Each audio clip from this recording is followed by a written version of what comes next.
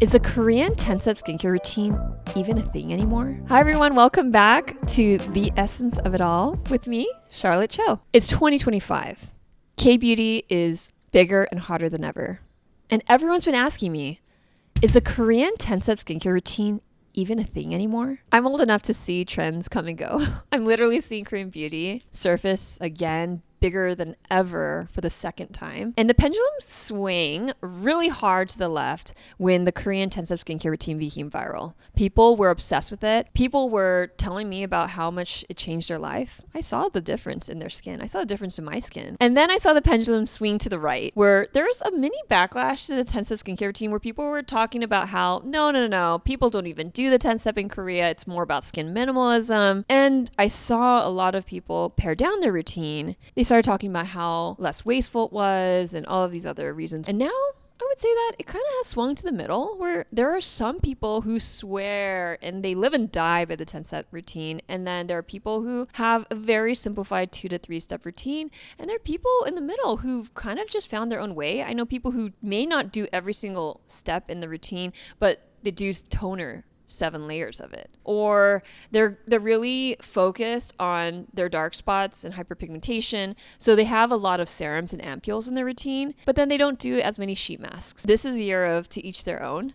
I think everyone has their own interpretation of it, and that's okay. The steps have evolved though through transformative Korean beauty products like toner pads that are not only hydrating, but it doubles as a sheet mask, or the new formats of essences that are deeply hydrating, but also double as an exfoliator. These are the innovations that I'm excited to talk to you about today. Step 1, let's talk about the oil cleansing step, the most transformative part of your routine if you are not already incorporated into your routine today. It's gonna remove all of those oil-based impurities like makeup, pollution, and yes, your SPF. A lot of people ask me this question, do you need to use an oil cleanser if you don't wear makeup?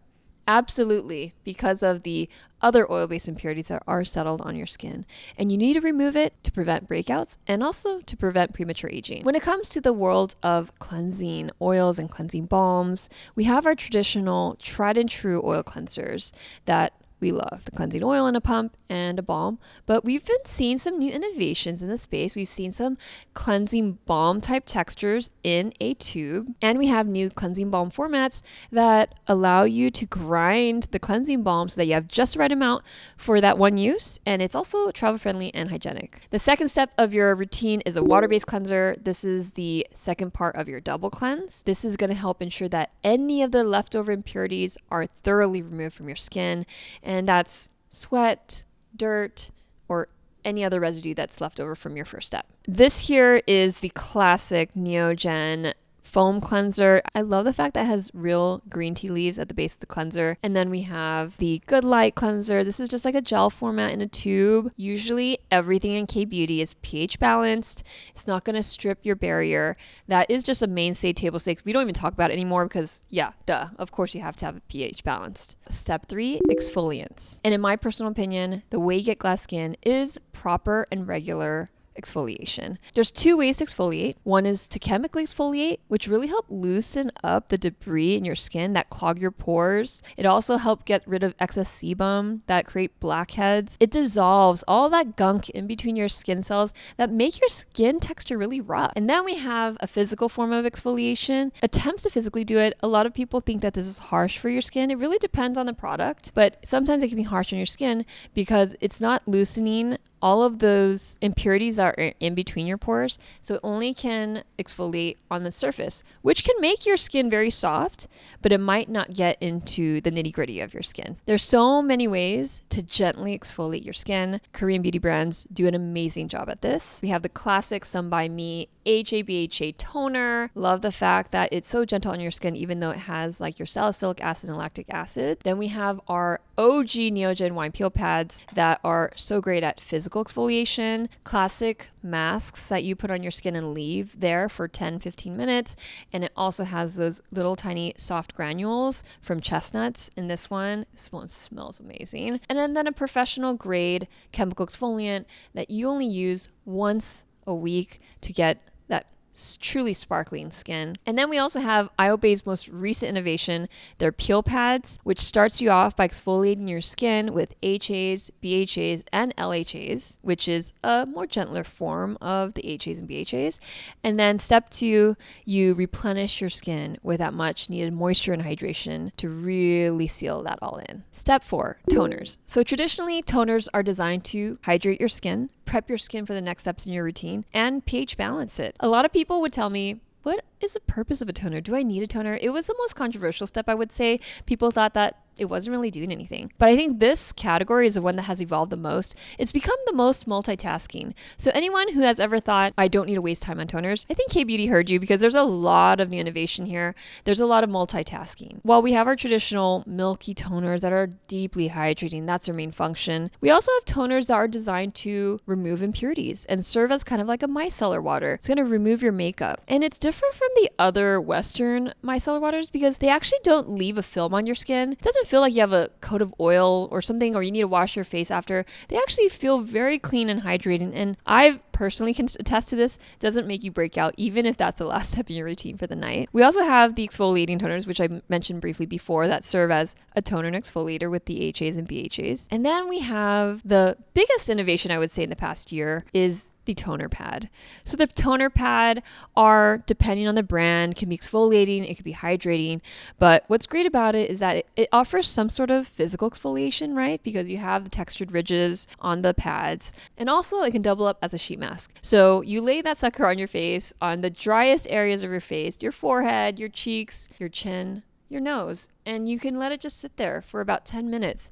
And there you have it. You have also toned and you've used it as a sheet mask in one. Moving on to step 5, essences. So to be honest, toner and essences, they're now interchangeable. Essences are designed to deeply hydrate your skin, brighten your skin. It really depends on the product and the brand that you're using. And a lot of these essences have different viscosity levels now. They could be traditionally lightweight and watery, and they can be like snail mucin. Has a little bit of a sticky texture, tacky texture, but absorbs really beautifully into your skin. And then we also have essences that are biphase. They call themselves double essence and toner for a reason. One of our most popular essences in the past couple years is a Mixun essence, which allows you to deeply hydrate, but also double as an exfoliator, a physical exfoliator. It really depends on the brand you're using. It depends on the product you're using. Sometimes you can skip this step entirely if your toner is working double time. Step 6, let's talk about treatments. Many of these treatments come in the form of serums and ampules, and they can be your ultimate glow-getting step that is going to change your skin. When you're looking for the right serum and ampule, you got to look at the ingredient list. You got to look at the actives and the percentage. You don't want to choose something that will not really help target your brown spots if that's what you're mainly focused on. Out of all the serums that I have here, we have the classic vitamin C. I would say what's great about Korean vitamin Cs is that they're largely stable, and they tend to use a lot of L-ascorbic acid, which is a unstable form of vitamin C, but Korean innovation has allowed them to make it more stable than I would say US products that are made with L-ascorbic acid. There are dark spot correcting products. There are hydration focused serums and ampules, and there are new innovations like PDRN. PDRN is like a skin repairing compound that is typically injected into your skin via salmon sperm, but they found vegan form and vegan alternatives to help topically apply it to your skin and serve as a Botox in a bottle. Step 7, let's talk about sheet masks. This is Rambo's favorite step. Sheet masks are a staple in your routine if you let them be. They're going to be your ultimate glow getters in your routine because they're going to instantly provide deep hydration and brightness overall because it's going to plump up your skin. You apply them once a day. You could do twice a day if you wish, and leave it on your skin for 10-15 minutes and peel them off, and you'll see the results. Sheet masks have largely not really evolved. We have your standard sheet mask, and then we have your eye patches. So the biggest innovation I could call out for the sheet mask category is really the biodance type sleeping masks, where they're kind of creamy and have some less translucency when you put them on, and then you sleep with it, and then you peel it off in the morning. You'll see that the sheet mask has transformed into a clear substance, a clear hydrogel material, and then it indicates that that serum has been deposited into your skin. So that has been kind of viral on TikTok. But other than that, they're pretty much the same and they're all great if you have the time for them. Step 8. Are you guys still with me? We're going to talk about eye creams. This is a step that people ask me, is it worth it? Do you really need an eye cream in your routine? I would have to say that as someone that's turning 40, I largely did not incorporate an eye cream in my routine. But then a couple years ago, I started to really notice deeper lines and just overall, maybe I'm just extra tired, but I do feel like there's a lot more darkness under there. And so I've been really focused on finding the right eye cream for me. I've seen not much innovation in this space, I would say. It's pretty much stayed consistent. There are some more fun packaging options like the roller, but overall in the tube format, featuring ingredients that help with darkness or hydration. So caffeine is a really great ingredient to reduce darkness because it restricts capillary activity, that redness. There's eye creams with retinol and vitamin C to help brighten your under eye area. But honestly, it really does make a difference with what you put under your eye area because it's the thinnest skin on your face. And sometimes when you're not using the right formulation for your under eye area, it could lead to milia. Could lead to those little white bumps along your eyes that are very hard to get rid of, by the way. So you want to make sure you're protecting the area, you're providing it nourishment, you're providing brightening power without causing any adverse reactions if you're using something that's too thick, too emollient for the under eye area. Step 9, let's talk about moisturizers. I would say similarly to eye creams, not a ton of innovation in the space. Packaging wise, you got your jars, you got your tubes. I just love Korean moisturizers. They're really good for your barrier. They usually have the right mix of emollients, occlusives, and humectants, which are all 3 parts of a moisturizer that need to be on point with the right levels in order to absorb well onto your skin, seal it all in, seal that moisture and protection hydration. These are some of my favorite moisturizers from lightest to thickest. Call out for Astera, just a tried and true moisturizer that is used in a lot of clinics in Korea. It's been around for decades and they're really starting to pick up and become trendy and popular and well known now here in the States. Some non-K-beauty options do. If you want something super rich, great for mature skin types. I love this. And I love that it's in an aluminum recyclable container. One of our best sellers for years and years now on Soko Glam is the Claire's. I love the unscented nature of all of these. The one that does have scent is the Then I Met You, the Hallabong gel cream. It is a barrier cream that is lightweight and has a really refreshing scent of Hallabong. And Torridon, I love their serum and equally I love their cream as well. Super lightweight and just tons of bouncy moisture. The 10th step is sunscreen. Sunscreen protection is so important. I would say it is the best anti-aging cream you can put on. It's the most important because it's going to protect you from UV damage, prevention from skin cancer, and also prevention from hyperpigmentation and pigmentation. So it's a great reason to use this year-round. All of these textures from Korean brands are amazing. They're a joy to apply.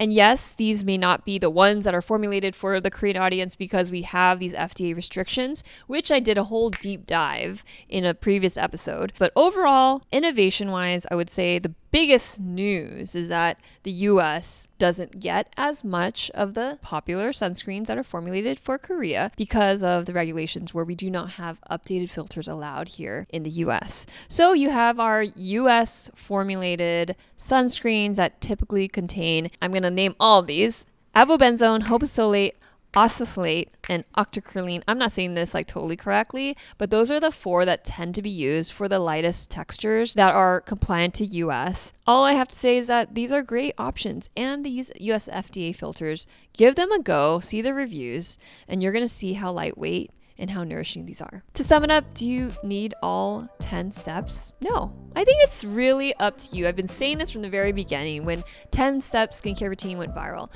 But we have the option for you, whether it's 3-step, 5-step, 10-step, it's up to you. It's your lifestyle, your budget, your skin goals. It really is depending on what you want. And so I hope this has educated you on the different steps and the innovations that have followed recently, and it will help you understand how you want to pare down your routine or how you want to plus it up. So I want to hear from you. What are you doing to evolve your skincare routine? Do you agree with some of the comments I made during this video? I hope you found this video insightful, educational. That's the whole point of the 10-step Korean skincare routine, to help educate you on the possibilities there are in your skincare routine. Okay, until next time, I'll see you later. Bye.